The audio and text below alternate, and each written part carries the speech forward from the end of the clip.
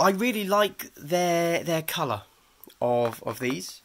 It really stands out to me with the light grey, I suppose it would be, and the red / orange / I'm colourblind. I don't know. Jesus Christ. Hello everybody, welcome to Glass Half Dead, and today I'm going to do what I want, an unboxing of both the Tau starter kill team set and their commander. But we've already seen the commander, I've already talked about him, so he really will be a bit of an unboxing. We haven't seen this before, but because it's been so long since it came out, I'm actually going to do an unboxing, but I've already looked at everything in here, so this is empty. I've already taken everything out, as is this, and so it's not a review either.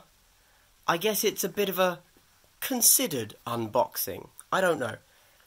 Consider this a bit of a halfway house between my old style of unboxings, which is fresh. I'm giving you exactly what I think as I open things, and what I'm hoping to do in the future with my unboxings, which are going to be much more reviews than unboxings. This is a bit of a halfway house. Let's see how it goes. Let's deal with the commander first. Well, there's not much to show you. Although, for my long-time listeners, aren't you really excited how I've managed to fix my camera issues and my camera isn't spazzing out when I shine a light in it? Well done me. There you go. That's what you'd expect. Now, again, because this isn't really an unboxing or a fresh look at the Tau Commander, I'm not going to go into too much depth. However, here is the sprue for him. Or her. I don't question the Tau. Who knows what they're up to, am I right? I actually really like this model. I think it's a good model. I think it looks really good once you've painted it up. I used to have one back when I collected Tau, but I sold all of my Tau even though I'd painted them because I'm an idiot. And here we go. Yeah. For those that have the Commander book, you already know what you get. These are the two special ones that you get from the Commander box. Inspiring Sacrifice is really good, obviously, because it's 0 command points, and therefore you get between 1 and 3 command points just for buying the set. Almost makes it pay to win. Good stuff. I like it. And then we get Voice of the Greater Good for the Fireblade only, not for just any commander. As long as this model is not shaken, all friendly models within 6 inches of this model can use this model's leadership characteristic instead of their own, for 1 command point. Now, rather interestingly, this is exactly the same as the Ethereal's Storm of Fire. No, failure is not an option. Sorry, as the Ethereal's failure is not an option. Which is, weird, I think. Like, it's just an odd choice. Why wouldn't they give us something new and fresh to play with? Instead, they give us the same. Which is fine. It's fine that there's a bit of cross-compatible, shared traits among the commanders. But the fact that the Fireblade now has an identical tactic just inherently makes the Ethereal less useful. Anyway, whatever. And that's really it for Fireblade Twin Flame, the Tau Empire Commander. The only thing I'd really say about him, and I'm not going to go into too much depth, is that when weighing up the Cadra Fireblade versus the Ethereal, the Cadra Fireblade is the clear winner. Is the clear winner purely because of volley fire. Now, obviously, it does depend on the kill team you're going to be taking, but volley fire wins. For those of you that don't know, volley fire is 1 command point, and friendly models within 6 inches of your commander may fire an extra shot with pulse pistols, pulse carbines, and pulse rifles when shooting at a target within half of the weapon's range. That's great. Cool. And that's it for the Tau Commander. Next up, Advanced Team Starpulse. Let's dig in because there's some real meat to these guys. That sounded gay. Oh well, I am weird. So it kind of makes sense, actually. Here we have the predetermined cards that you can crack open and take a look at if you so desire. Personally, I don't. Why? Good question. Because I'm not going to use them. What I would actually prefer to these is just some blank cards, so that I could have some Tau card, artwork on the back that I could then write my own stuff in. It's actually very strange that GW doesn't include that. Like, it would cost almost nothing to just double this up. Just give us 20 artwork faction relevant data cards. Just blank. Anyway, whatever. These are the terrain you get with this.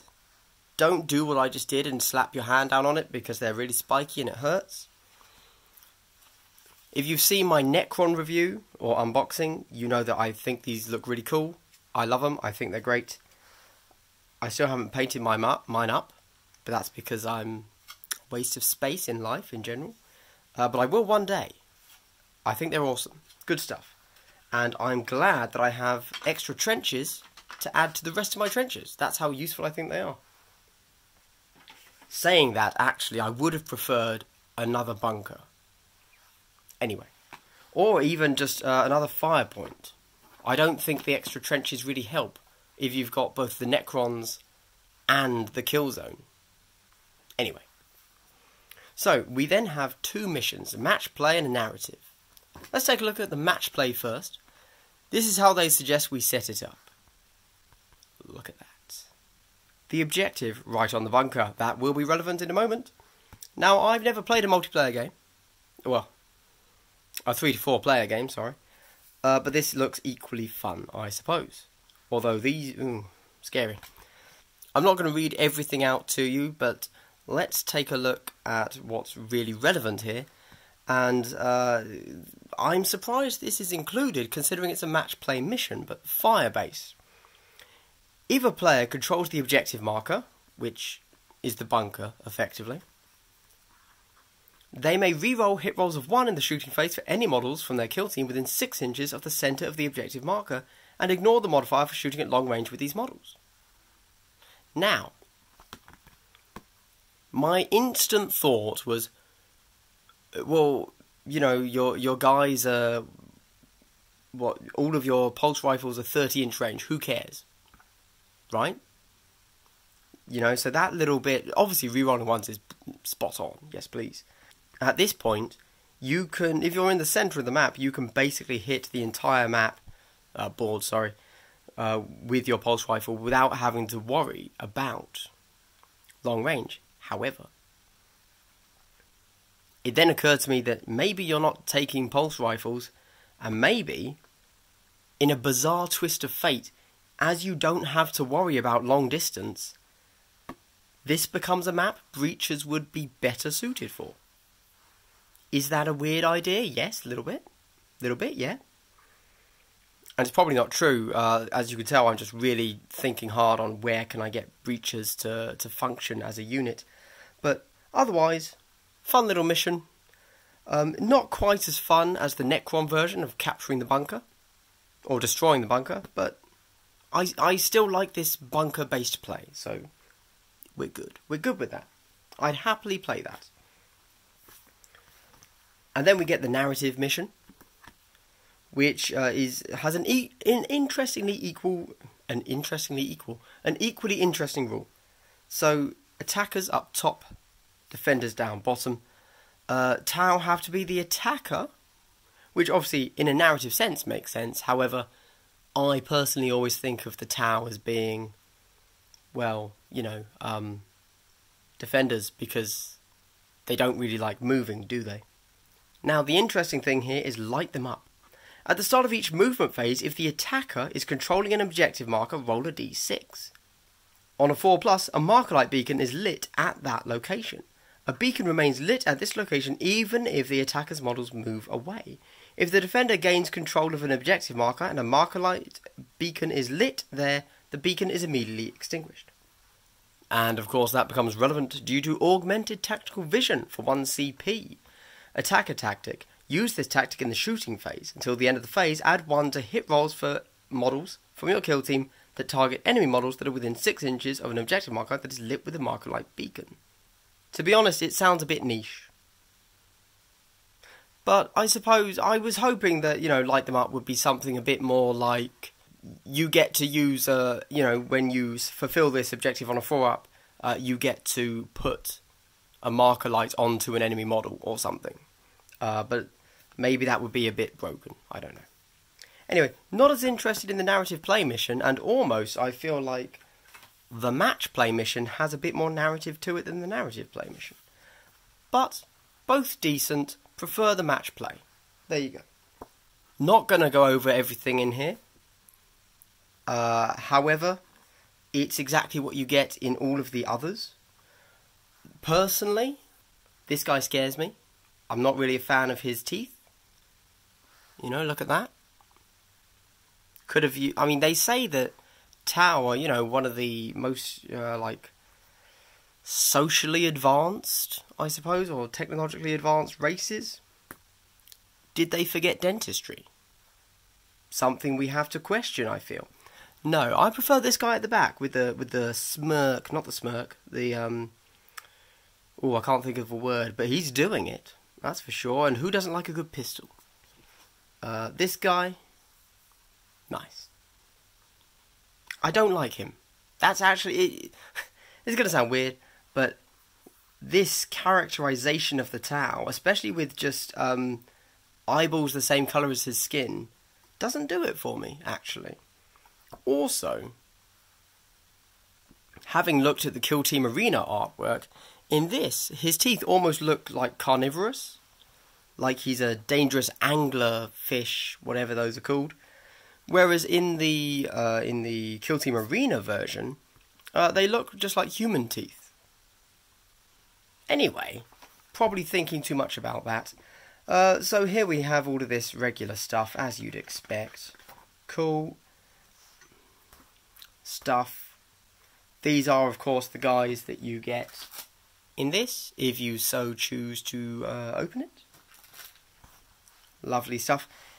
Interesting note, just on colour scheme wise, we see the Tau here seem to be a white and red, but it's the same red as the Necrons, or so my colourblind eyes tell me. Maybe I'm wrong. No need to correct me, just accept. And then here we get just a nice little bit about what exactly Advanced Team Starpulse, as they are called, do. Basically, it's exactly what you'd expect for Tau. These are the guys that run behind enemy lines, marker light up a target, and then, as it says here, Advanced Team Starpulse is dispatched to the mountain peaks, blah blah blah, where recon drones have recorded vast numbers of Necrons. They are charged with aggressive reconnaissance, identifying and marking key enemy assets for Sunshark bombing runs. Cool. Like all of them, it's a nice little booklet.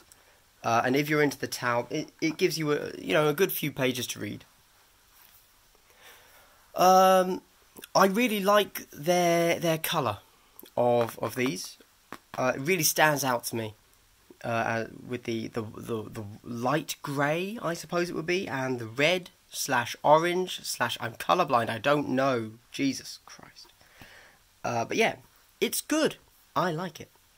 And we get this guy instead of the scary teeth guy, and that's a big thumbs up from me, definitely. We get all of this. This looks cool AF. Very nice. If you're into like anime mecha stuff, obviously. I am, because I'm super cool. And then we get the models, which we shall have a good look at. But for anybody curious, I have no clue what colour this is. Genuinely, I mean, I'm guessing a beige. Beige, yeah. But then, so were the Tyranids, but this is a different shade of beige. Anyway, for people curious, this type of shoulder pad is for the Breachers. This type of shoulder pad is for the Fire Warriors. Nice. Oh, let's get a look at that. Here we see more stuff. Lovely. Now, for anybody unaware, you can equip these guys in 3 different ways. And there are 3 different guns for it. Here we see a pulse rifle. Here we see a pulse rifle. It's the longer gun. Next to it, we have a pulse carbine. Now, this is kind of, if we see it, it's very much just a shortened pulse rifle with a little underslung marker light. Then, okay, next to it here, we see the, what's it called? The Breacher's shotgun, whatever that's called. Oh, I'm going to have to find out. The Pulse Blaster. Now, one thing to note with the Pulse Blaster, and it's very important, the Cadra Fireblade's skill, volley shot, only affects pistols, rifles and carbines. It does not affect this bad boy right here, which is criminal and really sad, and I really wish they would change that. You know, Breachers have had it hard enough as is. This here is the backpack for the Fire Warriors, whereas these ones here are the backpacks for the Breachers. These slightly squarer heads are the heads for the Breachers. These slightly more traditional rounder heads are the heads for the Fire Warriors. Other than that, it's all much the same, just a few more weapons, backpacks, etc. Very cool. And that's it. There we go. Oh yes, and how could I forget, because I very almost did, not those. The tactics that we get in this that we don't get in the other book, yeah. So let's do this one first, the one that is terrain dependent. Inheritors of La Galaxie, 1 CP. Use this tactic at the beginning of the morale phase if models from your kill team are the only models on the Imperial defense line, see reverse. You can subtract 1 from any nerve tests, from any nerve tests you take for those models in this phase. That's actually very useful because most Tau have a 6 leadership. Also, do note that the back is both the trench line and the fire support point line, whatever that's called. Next up, we have a multi-spectrum sensor suite 1 CP. Use this tactic when you choose a model in your kill team to shoot in the shooting phase. Enemy models gain no benefit for being obscured against shots made by that model this phase. That's good. Yep, can't argue with that. The Baited Trap. 2 CP. Use this tactic before a model from your kill team fires Overwatch. Until the end of the phase, that model's Overwatch shots are successful on rolls of 4+ instead of rolls of only 6. That's very nice. In fact, well, okay, it's 2 command points, which isn't great. However, to my mind, that is the best Overwatch possible. I know you can get 5 with certain other tactics and models, but I don't think I've seen a 4-up before. Tandem Hunting Pattern 2 CP. Use this tactic at the start of the ready fire step of the shooting phase. The first time it is your turn to select a readied model to shoot with, you may instead select 2 readied models from your kill team that are within 4 inches of each other. And you resolve both before any other player chooses a model. Okay, that seems somewhat less useful because it's 2 CP, whereas you could be using your core book. I can't remember the word of it, but that lets you fire first. Okay, fine. 2 CP support turret replacement. Use this tactic at the end of the movement phase. Pick a friendly Fire Warrior or Fire Warrior Breacher model whose DS8 tactical support turret has been removed from the battlefield. You may immediately set up a new DS8 tactical support turret within 2 inches of that model. Now, 2 command points is pretty painful. However, if you're paying the extra points to take a DS8, this could allow for a lot of tactical flexibility if for some reason you've set it up and it can no longer fire, whatever. I think that's a very useful tactic, despite being very expensive. A Neuroweb System Jammer 1 CP. Use this tactic at the start of the shooting phase. Pick an enemy model within 12 inches of a model from your kill team. Until the end of the phase, that model's controlling player must subtract 1 from hit rolls made for that model. Okay, that's quite nice. I like that. Only 1 CP. You have to be within 12, but okay. Good.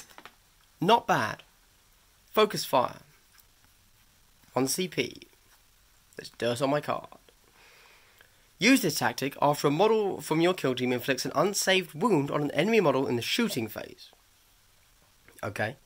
For the rest of the phase, you can add 1 to wound rolls for attacks made by other models from your kill team that target the same enemy model, so long the attacking model is within 2 inches of the model that inflicted the wound. Obviously, typo should be so long as the attacking model is within 2 inches of the model that inflicted the wound. Let me run that by myself mentally, so I'm not saying the wrong thing. Okay, yeah. So, to clarify a few things, first what you have to do is deal a wound to the enemy model. So, theoretically, it will already have taken a flesh wound. Unless... I'd have to check how Disgustingly Resilient works. I believe you do technically lose the wound, and then Disgustingly Resilient activates, and so you then potentially do not lose the wound. So I believe this would still activate. Not sure, I'd have to double check. And then, as long as the attacking model, that means the model that you are shooting with has to be within 2 inches of the model that already shot successfully and used this tactic. I can see the point. Obviously, this is going to be quite useful against models with multiple wounds, because you are only affecting the wound roll, not the injury roll. So, multiple wounds is kind of necessary, in fact. But, yeah, okay. I mean, it's a +1 to wound, which isn't bad at all. +1 to wound is good, although generally all of your guns are strength 5. So when are you going to want a +1 to wound? No, yeah, you'll always want a +1 to wound. Because even when it comes to guards, their toughness 3, you're still not doubling them out. So that will basically allow you to be wounding even Marines on 2s. Which is pretty nice. And in fact, it's only going to be the damn Death Guard that you'll be wounding on 4s. No, 3s, sorry. Even if you use Focus Fire that way. So, actually, for 1 CP... if you have yourself a nice little fire base of warriors or gun drones all within 2 inches, you could be dealing a lot of damage and well, exactly as it says, focus fire, really focusing a model down. Okay, everybody, this has been Glass Half Dead, and these are my considered unboxing thoughts on the Tau starter set and Commander. So a quick summary is, the Fireblade is definitely superior to the Ethereal, and I think they look cool, even though they're anime guys. And that's about it, really. I do intend to do an in-depth dive on Tau Kill Team and faction in general, but I haven't done that yet. Mainly because all of the Tau I have at the moment are not painted. Because I'm really slow at painting. You all know my struggles with the hobby aspect. Anyway, this has been Glass Half Dead. I hope you've had a great day, and I hope you continue to have a great day. Glass Half Dead, logging out.